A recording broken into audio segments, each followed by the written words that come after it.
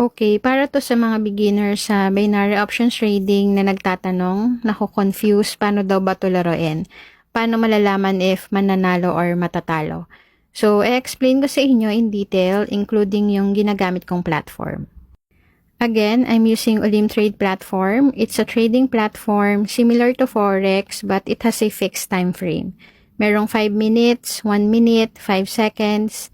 Wala itong lot size, walang RR, walang take profit, walang stop loss, okay?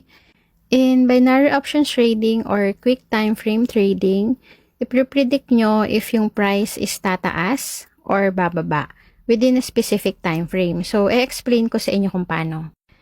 Ito yung itsura ng Olim Trade platform on mobile. Dito yung makikita yung balance nyo. Kapag click nyo nito, dyan yung makikita yung demo account and yung real account nyo. Itong balance ko ng day 6 video ko, so hindi ko pwedeng galawin yan kasi gagawa pa ako ng day 7. Kaya demo account mo na yung gagamitin natin. Una nyong gagawin is click here, then choose Japanese candlesticks, then 1 minute, okay? Next is click assets, then choose quickler or 5-second trade. So, ito, hindi nyo to gagalawin, okay? Then, dito nyo ilalagay yung investment amount nyo. Let's say, 100. So, ito yung profit nyo kapag nanalo kayo. Yan. So, ganyan lagi ang setup natin everyday. So, paano ba laruin ito? Paano nyo malalaman if mananalo kayo or matatalo? Ganito yan. Ito yung price, yung gumagalaw na yan. Ito yung sell or down. Then, ito yung buy or up. Yan lang naman ang pipindutin nyo kapag mag-execute na kayo ng market. So, let's say, example lang to kiklik ko yung down. So, para manalo kayo, dapat yung price is below your selling point in 5 seconds time.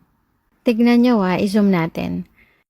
Nakita nyo yung price is below your selling point. So, kapag below yan, in 5 seconds, profit yan.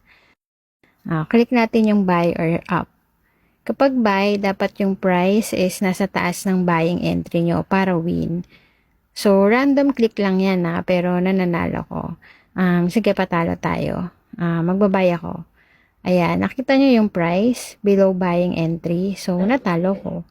So, ganyan yung trade ng 5 seconds para maintindihan nyo. Pero guys, huwag kayong manghuhula katulad ng ginagawa ko.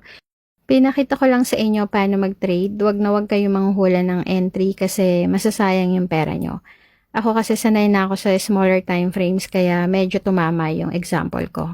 So, I hope naintindihan nyo na paano mag-trade ng binary options. If gusto nyo matuto mag-trade ng 5-second time frame, meron akong online course nito. It's a beginner-friendly strategy. Madaling intindihin, wala akong trading term na ginamit dito na hindi nyo maiintindihan. Simple lang yung turo ko dito and in detail, so kahit zero knowledge in trading, pwedeng-pwede to. Kahit sa mga busy na gustong matuto mag-trade is pwedeng-pwede sa inyo to. It's a short course video na tinuro ko agad paano kayo magpa-profit. Sa mga gusto namang itry itong Olim Trade platform, i-message nyo ako, ibibigay ko sa inyo yung link.